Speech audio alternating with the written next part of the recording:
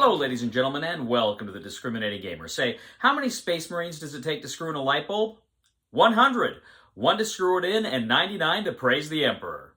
Ladies and gentlemen, today we're going to go ahead and take a look at Warhammer 40k, Combat Arena, Lair of the Beast from Warhammer.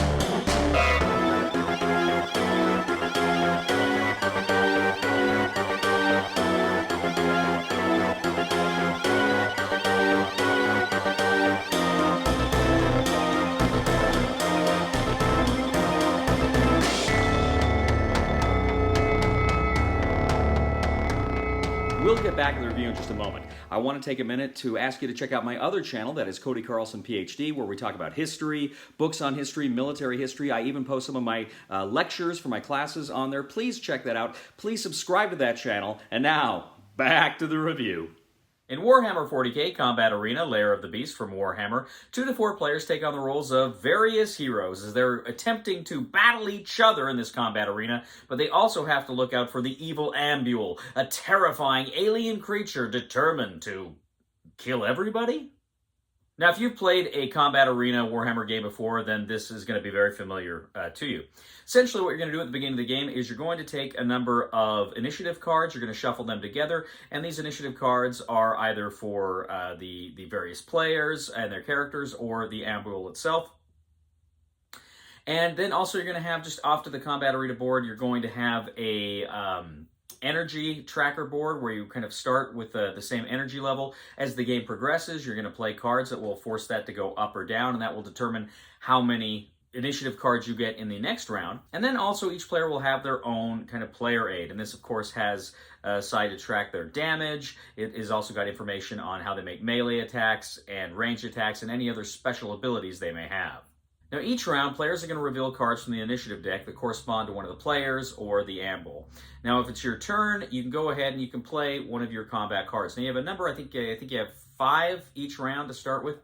And as you play these cards, you can either do the top, middle, or bottom section. Usually it's movement, attack, or some kind of special action you can do.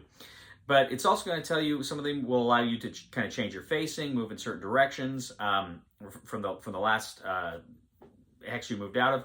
But you can go ahead, you can play a card for movement. Some of the cards that say movement will say you can play another card for attack, so you can move and attack. But then, as I say, it'll tell you how many die you'll roll.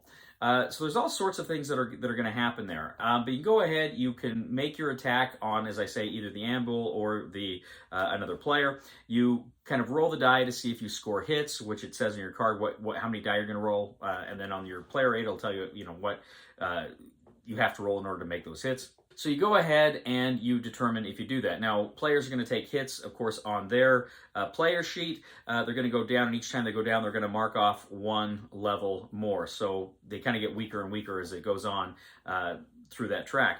But players may also have a card that allows them to play a special ability. For instance, they might be able to play a card that allows them to kind of try to block the damage that was handed out to them. So there's all sorts of things that can happen here during combat. Now, at one point, you'll draw the card for the Ambule. And when you do this, you determine who's going to control it. Usually, if somebody has been eliminated from the game, they'll control it. Otherwise, you'll look at maybe the energy levels and see where they are. And then critically, that person is going to take control of the Ambule. They can go ahead, they can move, they can attack with him.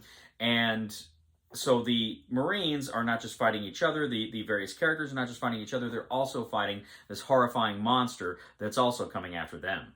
So players are going round and around, they're drawing initiative, they are moving, they are attacking, they're playing their special abilities. Their energy levels are moving up or down, that's determining how many initiative cards they get in the next round. And they are, of course, fighting the Ambule, and the Ambule is fighting them. Now, once the amble is defeated, players are going to go ahead and add up points. They're going to score points if other players have been killed by the amble, and whoever kills the amble will score victory points as well. So you tally up all these victory points, and whoever has the most victory points wins. Warhammer 40K, Combat Arena, Lair of the Beast.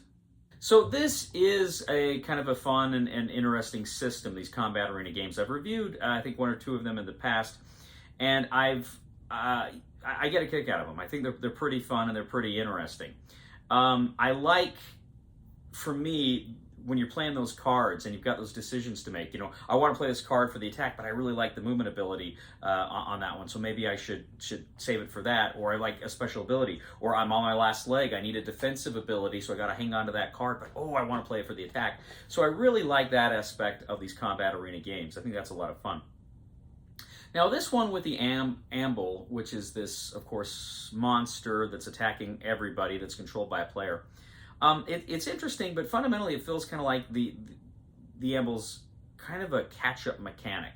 If somebody's like on their last leg, then they control the amble and they can set it on some of these other players as well. So that's kind of what it feels like to me, which is not a bad thing, but that's what it feels like you're doing here with it.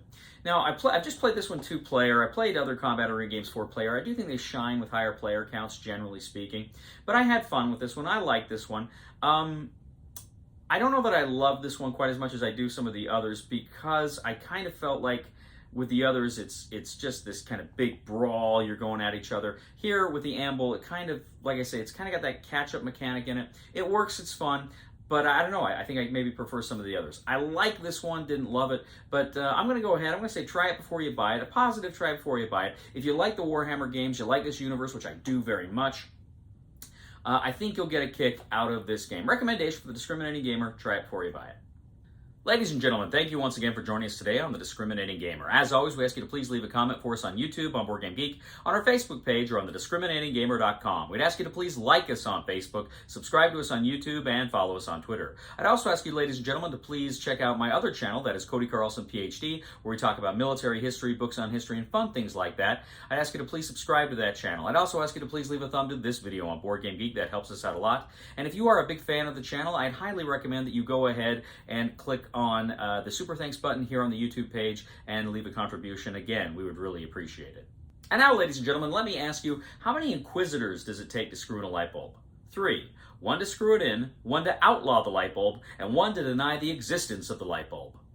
Please somebody help me on my feet again, and I don't know where I'm going, and I don't know where I've been. Please somebody help me on the solid ground. It's a long time, and I'll be dying. Once a year I wind up in the band. God knows that I love the fun. Because of budget cutbacks, the Earth Star Alliance has only given us 1 escape pod.